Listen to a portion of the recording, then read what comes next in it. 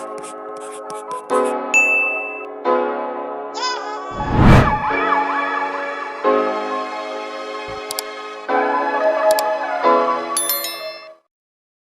guys, welcome back to my channel. My name is Sharisha, and on this channel I am sharing my life career journey as your girl is preparing to leave the UK and I'm off to experience life in a hot, which I cannot wait, beautiful country, and to see what it's going to be like. So I thought, let me share that journey with you guys and give you my tips and advice along the way. So don't forget to like, subscribe and share. Let's grow this channel. And if there's anybody else out there that you know, maybe they're thinking about moving or maybe they're in the midst of their transition, you know, make sure you send them my way.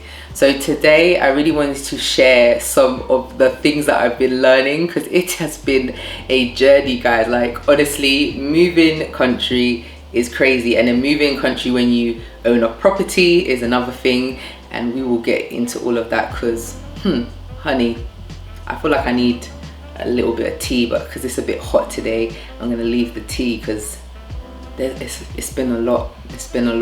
But I wanted to talk about renting your property, what options that you have and what things you need to consider, like the fees and all these kind of things, in order to make sure that your property meets your legal obligations as a private landlord, to make sure later on there's no lawsuits or no issues. So this is specifically for those that live in the UK. So if you aren't in the UK, please make sure you go and check the regulations for the geographical location you're from, because it may be obviously different for us Brits. So I'm gonna start off by talking about renting through probably the most traditional way that most people are familiar with, which is through an estate agent. So I've got my phone, so I'll be reading my notes. There's also another option which is called guaranteed rent, which I'll obviously talk about as well, and I'll be talking about the pros and cons of each, so it gives you kind of a broad scale of what you might say yes to, what you might say no to, and obviously you can weigh up your options from there. So we are letting our flat through an estate agent who actually sold us our property. So they're very familiar with the area. They're the ones that we bought it from, and they're a really nice family owned estate agent. They're more independent chain, more than the big ones that you see, like the Purple Bricks, the Foxtons, is it Right Move, and all those kind of big names. But we were really happy with the process of buying with them, and we thought, you know what, we would like to go back to them to actually rent our property out as well. Obviously, you know, it's up to you where you want to go. You have to just do your homework and check what works for you. So with our estate agents, they're going to charge us a fee of 10% for the management fee. So that is for managing the property, making sure that the rent is received from the tenant. If the tenant wants to do anything in the property, like maybe hang a picture, put their TV up, make any adjustments to our property, they will message the estate agent, whether it's through email or whatever, or call them, and then they will then correspond with us and ask us for authorization.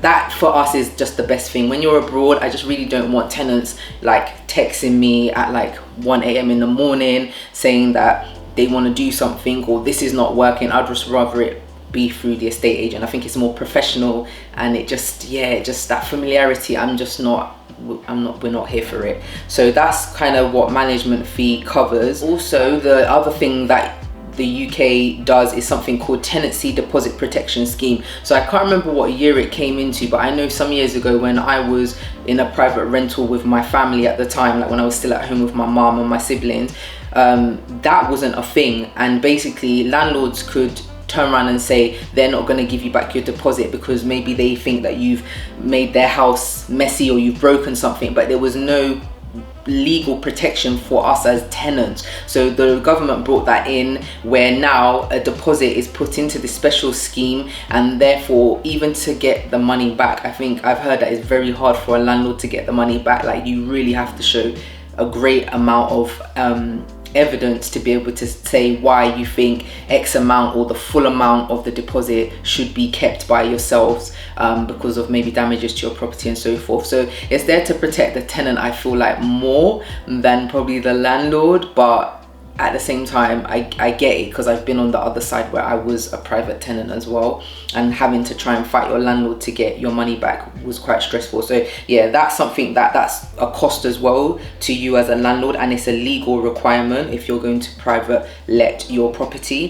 So the next thing is a tenancy agreement. So this is a legal document which, you know, in case you have to take the person to court, you need to be able to have a tenancy agreement. It's also so the tenant knows the rules of your property. So for instance, with us, we have a flat which has a leasehold, and with the leasehold there's certain rules that you need to follow. So all of that will go into the tenancy agreement, things like not having pets, how much notice they need to give us if they want to move out of the property, you know, all those kind of things. Also the legal rights as well, like if we want to evict them or anything like that, it has all of that kind of stuff in. And again, our estate agent will deal with all of that, and there's a fee for creating that document.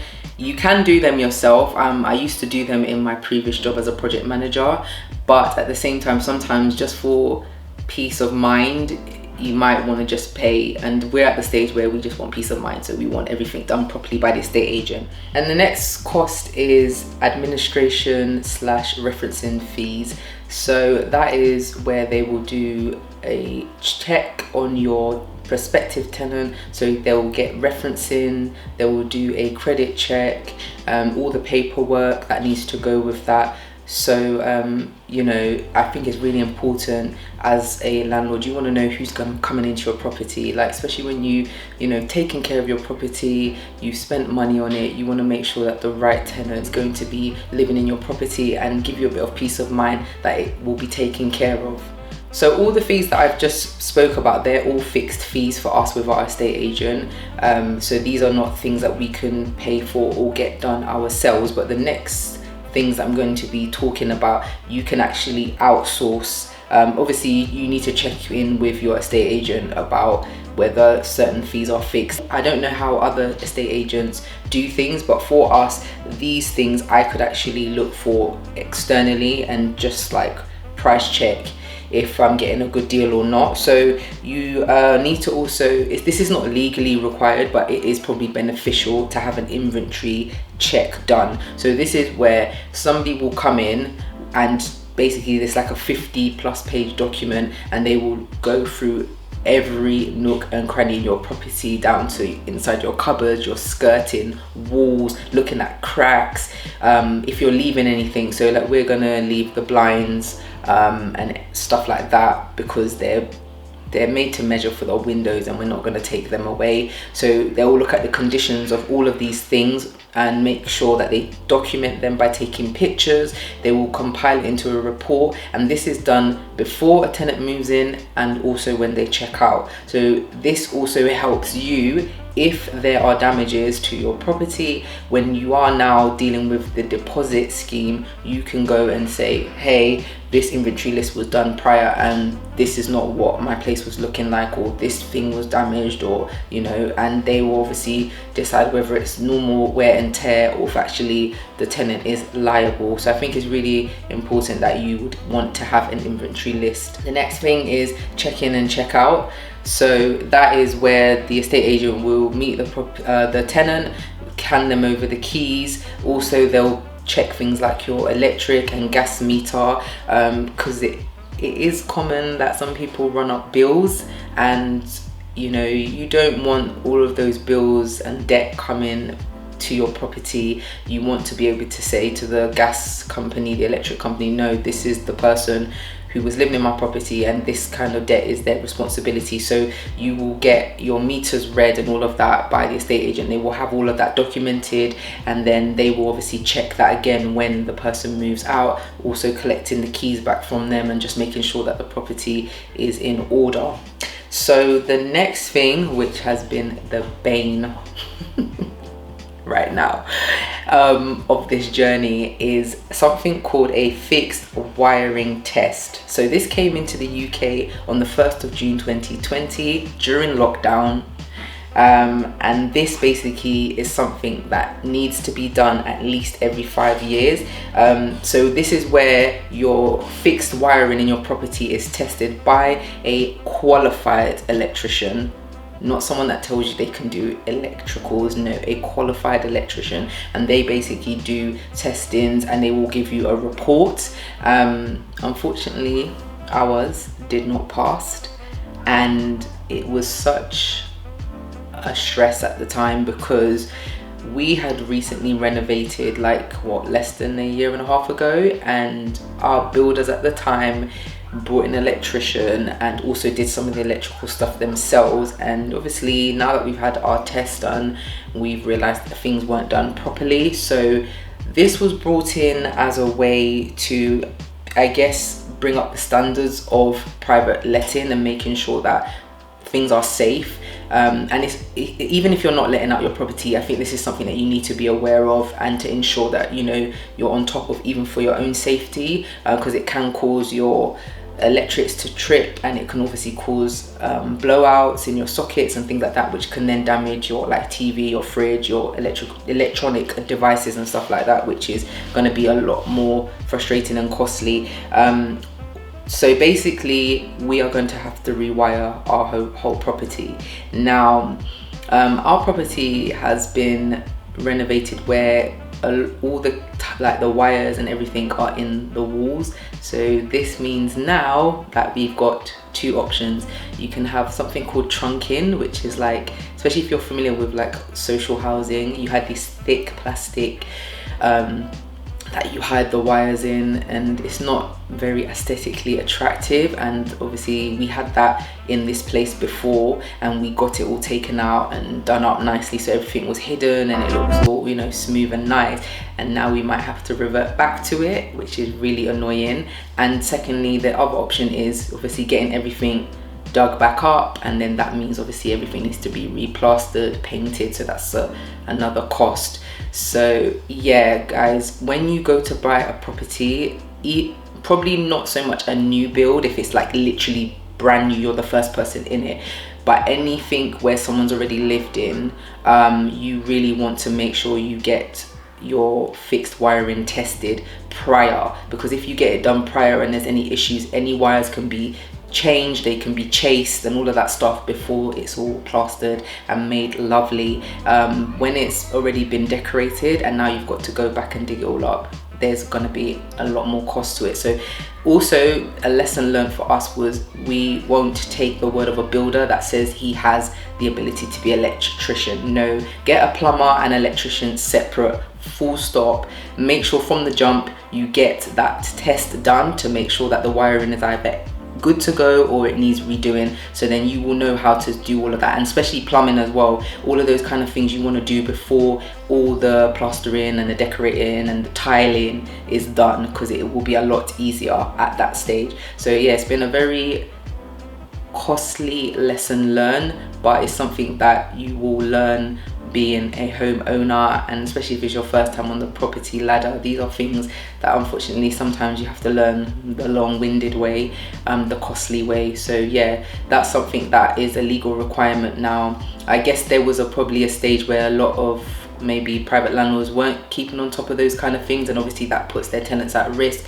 Obviously there are great landlords out there, and we want to be a great landlord as well, so we're just having to make sure that our property is up to par. And also it's for our own protection as well, because if we ever want to come back to live in it, we want to make sure that everything is good and all our appliances in the kitchen are all integrated. So again, you don't want to cause any further damages to things that are relatively new as well, and that should last for some years to come. So we're still, you know, in this decision of whether it's trunking or going into the walls, but more likely we're leaning to trunking because of the cost, because trunking is probably in the region between 3 to max 5k, versus if you want everything to be chased back into the wall, you're looking at regions of 7 to 10k. So yeah, there's quite a big difference in that. So definitely make sure you do your electrical testing. So the next thing you need to do is get your gas safety test done. So that's a boiler gas safety test. That's something that has to be done again by a qualified person and qualified engineer. So please don't just take somebody's uncle's word for it. Make sure you definitely check out that they are qualified to do that, because at the end of the day, if your local authority or estate agent or whatever requests these documents and they're not up to par, you are legally liable. This could cause you to get fined, or if your tenant found out, they could take you to court. So I don't know any estate agent anyway that would take your property on their books without this, but if in 2021 people are still doing it, just run away. Make sure you get your gas safety test certificate. This is something that needs to be done yearly, so you need to remember that some of these costs are yearly, not just when you're first renting out your property. They will need to be done each time. Some things need to be done each time a tenant moves in and out. So for instance, like I said, the tenancy stuff, the referencing, the rent deposit scheme, that's going to need to be done every new tenant. But things like your gas safety certificate, that's an annual thing. And then obviously, like I said, the rewiring things, the electrical testing, that's something that's done up to at least 5 years. So once you get it done, then it should last you for at least 5 years. But so just make sure you check out what costs come up and when, because obviously need to make sure that you've got the money to do that. You might be able to take that money out of the rental, so it's that the property's paying for itself. So let's talk about guaranteed rent. So this is another option for renting out your property. So I'll just read you out the definition. So guaranteed rent, also known as rent to rent or R to R, is when an individual or company takes an interest in a property for a period of time from a landlord and guarantees to pay a fixed rent to the landlord. So this has its pros and its cons. If you're just looking for guaranteed money where you don't have to worry about void periods, because one thing with traditional estate agents, if a tenant moves out and they don't move quick enough to get a new prospective tenant in, you can have periods where your property could be empty. Whereas with a rent guaranteed scheme, they literally will cover void periods. They also cover things like any damages to the property will be fixed by them. So come what may, they will have to bring that property back to how you handed it over to them. The one thing is with, especially if you do guaranteed rent through a company, it is a minimum term of 2 years. So if you're going to be away from your property for 2 years, then obviously that's fine. But if you are like us, going away and not sure how everything's going to go, we wanted to have the option that if within a year we're like, we've enjoyed it, it's nice, but we want to return back to the UK, then obviously we can access our property and give our tenant notice. Versus with rent guaranteed, we wouldn't be able to do that. We would have to then obviously find other means of living if we returned back within the 2 years. Another thing with rent guaranteed scheme is that a lot of the time they do have tenants who maybe come from social housing. Now, no disrespect to anybody from social housing, I've been raised in social housing myself. However, some landlords, they don't want people that are on like benefits. They don't want housing benefit. Obviously it's because it has a negative stigma, like as in if someone's on benefit, it's kind of deemed as they may not take care of your property properly. It doesn't mean that, but that is what the stigma is, unfortunately. And yeah, some landlords just don't want those types of tenants in their property. And again,